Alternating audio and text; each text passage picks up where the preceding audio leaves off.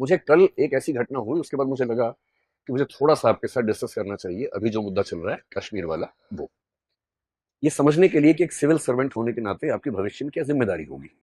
और इसी पर्सपेक्टिव से आपको परीक्षा में अपनी बात कहनी भी चाहिए, है ना। ये बात सिर्फ परीक्षा की नहीं है, जीवन की भी है। कल को आप एक जिला संभालेंगे, राज्य संभालेंगे, देश संभालेंगे, और देश संभालते हुए आपके हाथ से छोटी सी गलती हो गई तो बहुत भारी पड़ेगा पूरे देश को। इसलिए हमारा होश दुरुस्त रहे, जोश कंट्रोल में रहे, दिमाग ठीक से काम करता हो, ये बहुत जरूरी है। ये मुझे कल क्यों लगा, कल मैं जब क्लास से गया तो मुझे एक ऐसा बच्चा मिला जो हमारे ऑफिस में काम करता, बहुत नजदीक है, और वो बहुत ही बिलबिलाया हुआ था, बहुत नाराज था। तो मैंने उससे पूछा क्या हुआ, क्यों नाराज हो। बोला मेरा खून खौल रहा है। मैंने ठीक है भाई, जैसी घटना हुई है खून तो खोलना लाजमी है, किसी का भी खोलना चाहिए, लेकिन तुम्हें क्या लग रहा है। बोला मेरा मन कर रहा है कि आग लगा दूं। मैंने ठीक है, गुस्सा आना स्वाभाविक है। बोला आज मैं कहीं से आ रहा था, रास्ते में मेरे पड़ोस में, जब मैं बस वस में था कहीं, मेरे साथ में एक मुस्लिम व्यक्ति बैठा हुआ था। एक सेकंड को मुझे लगा कि हमला कर दूं उसके ऊपर, लेकिन मैंने खुद को रोक लिया। और पर मैं बहुत बदहवासी की हालत में, मैं समझ नहीं पा रहा क्या करूं, क्योंकि मैं झेल नहीं पा रहा हूं कि ये क्या हुआ है। चुन चुन के हिंदुओं को मारा गया है, कैसे स्वीकार करूं।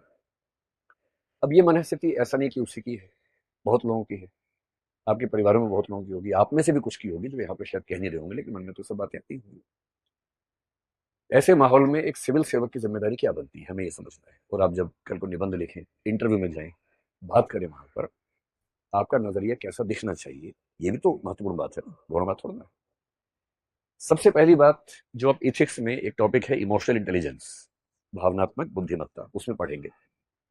जब भी कोई आपको उकसा रहा हो, नंबर वन, उकसावे में नहीं आना है, इमोशंस में बह के फैसला नहीं करना है। कोई भी ऐसा फैसला जिसके दूरगामी परिणाम है, वो इमोशन से बह के नहीं करना है, थोड़ा सा वहां से हट के, न्यूट्रल होके, सोच के समझ के फिर करना है। तो जब जब मन में ऐसा भाव किसी के आए, एक बार थोड़ा सा वहां से खुद को हटाना और गहराई में सोचना। सोचते कैसे हैं, जब आप क्यों हुआ, कैसे हुआ, किसने किया, उनका क्या पर्पस था, कहीं मैं उनका पर्पस पूरा तो नहीं कर रहा, मुझे क्या करना चाहिए। जब आप इस तरह से चीजों को ब्रेक करके सोचते हैं तो आप एक अच्छे लेखक भी बनेंगे, एक अच्छे इंटरव्यू के उम्मीदवार भी बनेंगे, एक अच्छे सिविल सर्वेंट और अच्छे नागरिक भी बन जाएंगे। तो उसको मैंने कल थोड़ा संक्षेप में समझाया, तो मुझे उस समय ये लगा कि मेरी जिम्मेदारी है कि मैं कम से कम क्लास में आप लोगों से भी बात करूं, और आप लोग अपने अपने परिवार के लोगों से बात करें। जब माहौल बहुत खराब हो तो अपने हिस्से का माहौल ठीक करना तुम्हारी जिम्मेदारी है ही।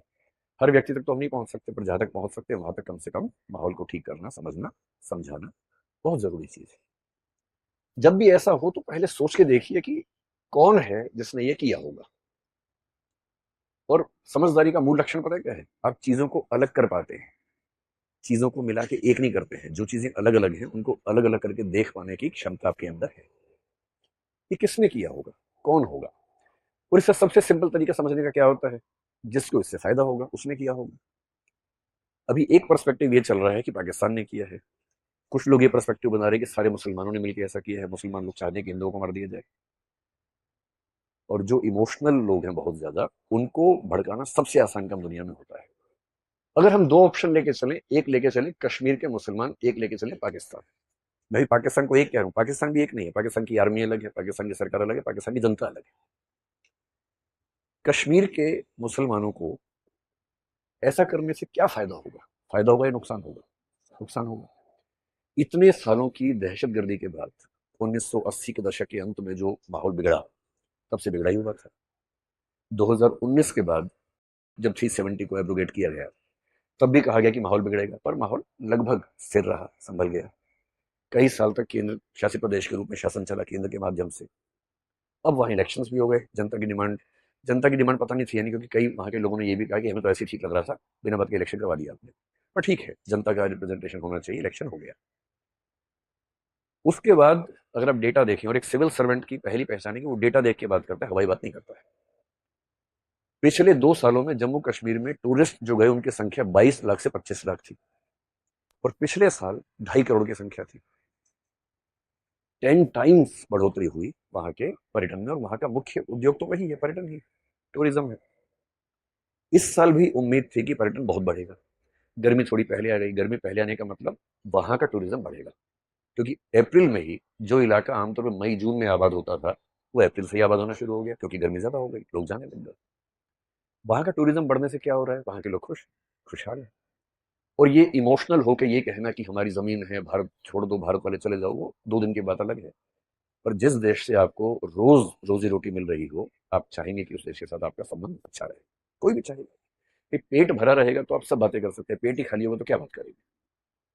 और ऐसी रिपोर्ट्स में 3-4 दिन से पढ़ रहा हूँ कि जो बेरोजगार युवक वहां पर पाकिस्तान के आतंकवादियों को बॉर्डर क्रॉस करवा के कश्मीर के अंदर लेके आते थे, उनमें से एक भी उपलब्ध नहीं है, क्योंकि उन सबको रोजगार मिल गया है।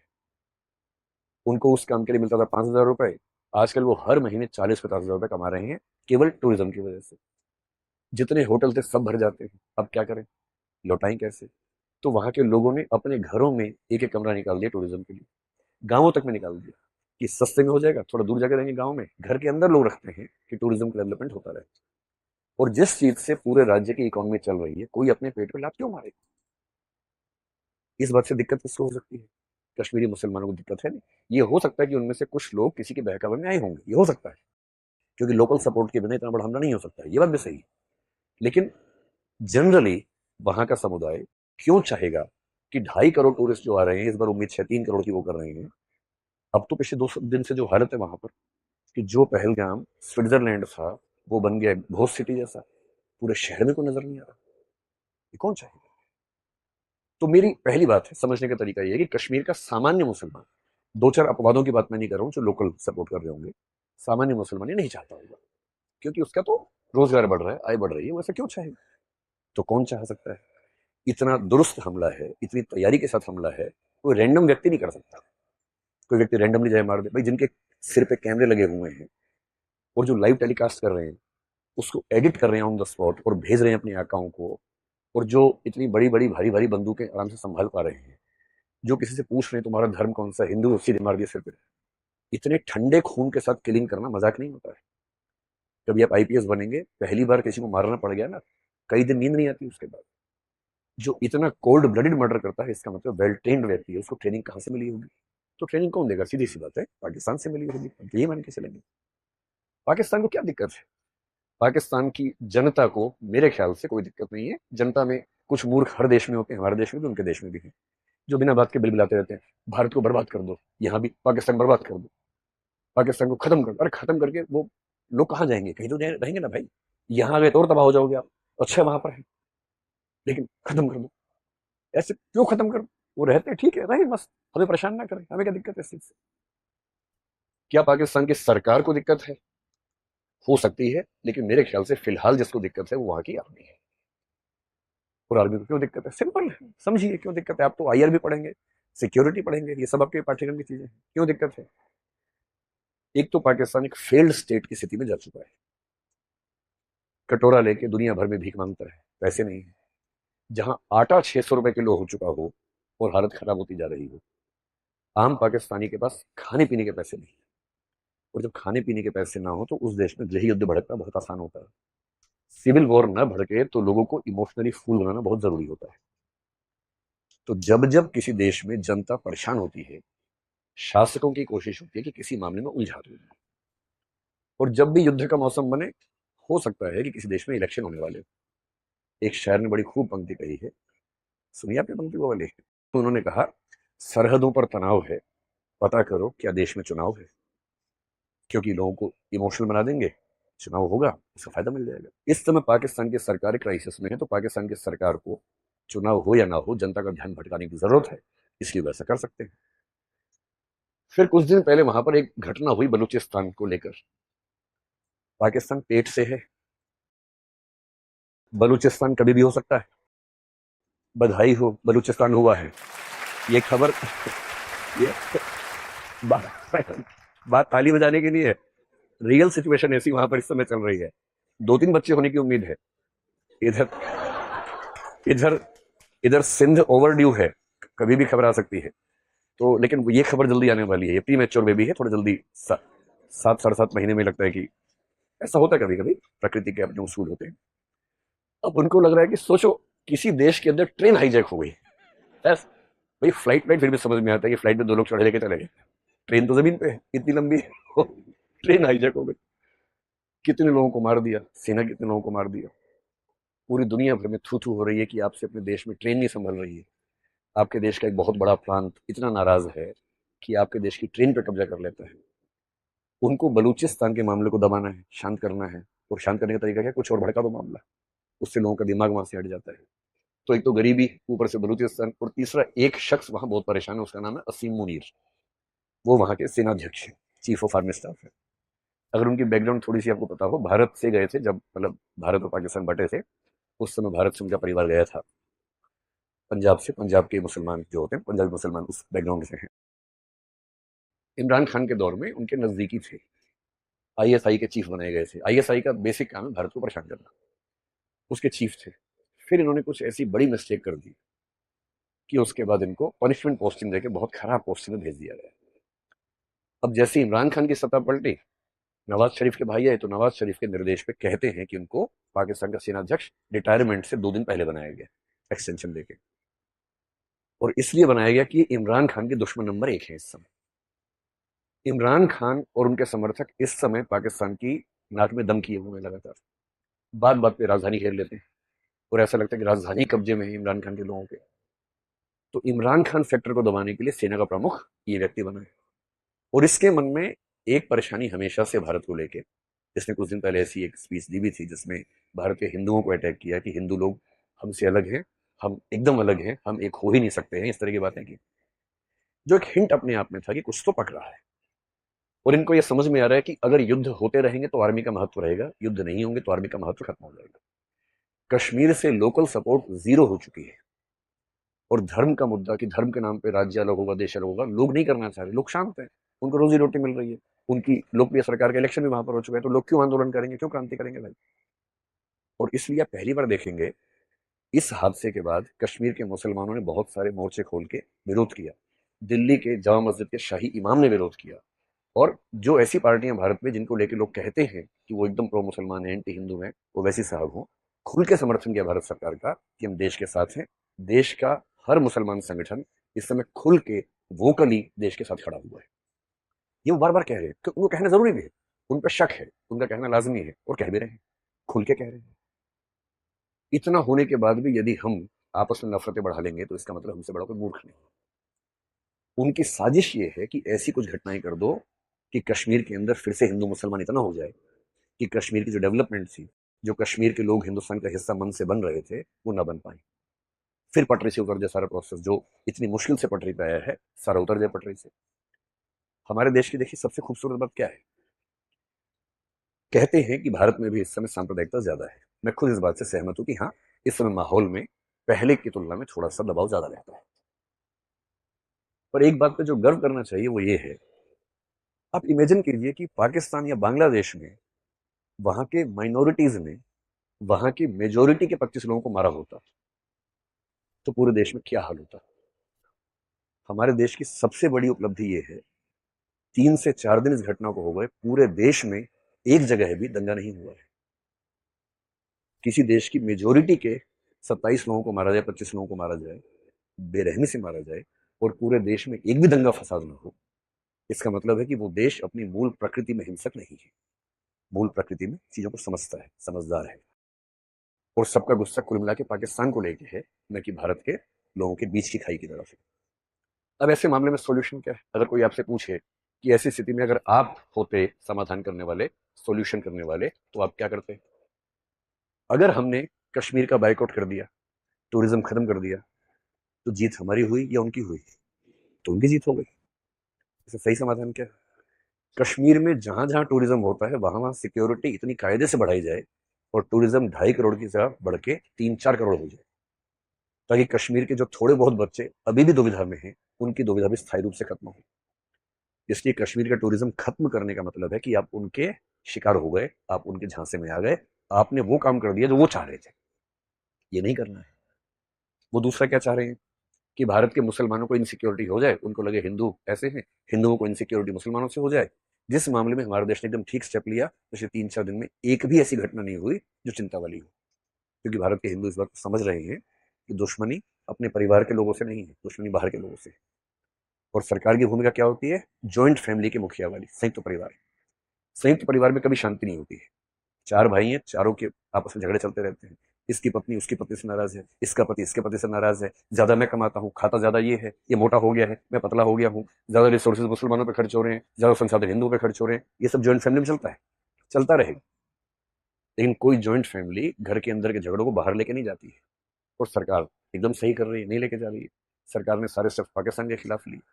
नदी के मामले पे हमने एक स्टेप लिया। इन स्टेप्स का असर समय के साथ दिखेगा। और अभी आप में से कई लोगों का मन कर रहा होगा कि युद्ध हो ही जाना चाहिए। इस समय जो है ना, वॉर लाइक सिचुएशन है। एक बात हमेशा ध्यान रखनी है, अगर युद्ध हुआ तो फायदा किसको होगा? सेनाओं को फायदा होगा, विशेष रूप से बाहर की सेना को। भारत की सेना भारत के सिविल एडमिनिस्ट्रेशन के अंडर काम करती है। पाकिस्तान की सेना और आजकल बांग्लादेश की सेना लगभग सिविल एडमिनिस्ट्रेशन की टक्कर में या उससे ऊपर काम कर रही है। उन सेनाओं को मोहलत मिलेगी, उन सेनाओं को फिर से सांस मिलेगी कि हमारा अस्तित्व ठीक चल रहा है। युद्ध होना हमेशा ध्यान रखना है, युद्ध केवल तब करना है जब कोई चारा ना बचे। एथिक्स के पेपर में एक टॉपिक है इंटरनेशनल एथिक्स, उसमें युद्ध एक सब टॉपिक है कि युद्ध अपने आप में कितना नैतिक है, कितना अनैतिक है। तो उसका एक ही उत्तर है, जब तक युद्ध टल सकता है युद्ध को टालना चाहिए, जब टलना संभव ना हो तो करना चाहिए। साहिर साहब ने एक बड़ी अच्छी नज्म लिखी थी जिसमें उन्होंने कहा, जंग तो खुद एक मसला है, जंग क्या मसलों का हल देगी। आज खून और लाशें देगी, कल भूख और एहतियाज देगी। इसलिए ए शरीफ लोगों, जंग टलती रहे तो बेहतर है, हमारे और आपके घरों में शम्मा जलती रहे तो बेहतर है। ये होना चाहिए दिमाग का स्टैंड। लेकिन आत्मसम्मान, आत्मरक्षा बहुत जरूरी मसले हैं। और जब ऐसी नौबत आ जाए कि अब कोई रास्ता नहीं बचा है, तब युद्ध करना जरूरी होता है। लेकिन ये क्लियर होना चाहिए कि ऐसी नौबत आ गई है। और बहुत अच्छे अच्छे लोगों ने, एक बहुत अच्छे दार्शनिक हुए थे नीत्शे, एक बहुत अच्छे दार्शनिक हुए थे हेराक्लाइटस, इन सब लोगों ने कहा कि कभी कभी किसी समाज के जिंदा रहने के लिए युद्ध बहुत जरूरी होता है। दिनकर एक कवि हुए, कुरुक्षेत्र में उन्होंने एक बात लिखी, पांडवों और कौरवों के बीच में युद्ध की बात चल रही है और बहुत परेशान है युधिष्ठिर कि युद्ध हमने लड़ा, अच्छा किया कि बुरा किया। युद्ध खत्म हो गया महाभारत में, शांति पर्व महाभारत का अंतिम हिस्सा है। युधिष्ठिर गिल्ट फीलिंग से भरे हैं कि हमने 5 भाइयों के हक के लिए 100 कौरवों की लाशें बिछा दी, लाखों लोग मार दिए, कितना बुरा काम हमने किया। और वो भीष्म पितामह के पास गए हैं कि मैं इस गिल्ट फीलिंग से मरा जा रहा हूं, आप इस पे क्या कहते हैं। भीष्म पितामह ने बहुत लंबी डिस्कशन की जिसमें एक पॉइंट सेंटर में है कि युद्ध तब तक नहीं करना है जब तक जरूरी ना हो, जरूरी हो जाए तो करना है। और करना है तो युद्ध की नैतिक जिम्मेदारी उसकी नहीं है जिसने आत्मरक्षा में किया है, युद्ध की नैतिक जिम्मेदारी उस पे है जिसने युद्ध पैदा करने की कंडीशंस क्रिएट की है। और तब वो एक पंक्ति कहते हैं, रुग्ण होना चाहता कोई नहीं, रुग्ण मतलब बीमार, रुग्ण होना चाहता कोई नहीं, रोग लेकिन आ गया जब पास हो, तिक्त औषधि के सिवा उपचार क्या, शमित होगा वह नहीं मिष्टान से। अगर रोग पास आ ही गया है तो मिठाई से थोड़ा ना समाधान होगा, कड़वी दवाई खानी ही पड़ेगी, खानी पड़ेगी तो खाएंगे, ऐसा क्या है। इसलिए एक सिविल सर्वेंट का पर्सपेक्टिव क्या है, सबसे पहले समझना है कि इन सिचुएशंस के मूल में क्या है, उनके इरादे क्या हैं। हमें उनके इरादे पूरे नहीं करने हैं, उनके इरादों को समझकर शांति से, धैर्य से, समझदारी से निर्णय करना है, उकसावे में नहीं आना है। पाकिस्तान की जनता के खिलाफ नहीं सोचना है, जो गलत कर रहे हैं, जो वहां के आतंकवादी हैंडल्स हैं या सेना के लोग हैं, उनके बारे में सोचना है। युद्ध जैसी स्थितियों से खुद को भी रोकना है, आसपास के माहौल को भी ठीक रखना है। और अगर भविष्य में कभी ऐसी नौबत आ जाए, वैसे तो न्यूक्लियर पावर्स के बीच में युद्ध आमतौर पर नहीं होता है, इंटरनेशनल कम्युनिटी संभालेगी इस चीज को, अगर ऐसा होगा तो आ जाए तो फिर देख लेंगे ऐसा भी क्या है। और एक हमारे बड़े अच्छे शायर हुए वाहिद अली वाहिद नाम के, बड़ी सुंदर कविता लिखी है। और ध्यान रखना है, धर्म से मुसलमान है और कविता लिखी है भारत के सम्मान में, बड़ी शानदार। क्योंकि दिक्कत है कि हमारे दिमाग में पाकिस्तान और मुसलमान कई बार समानार्थक बन के आता है। ये गलती भूल के भी नहीं करनी, भूल के भी नहीं करनी।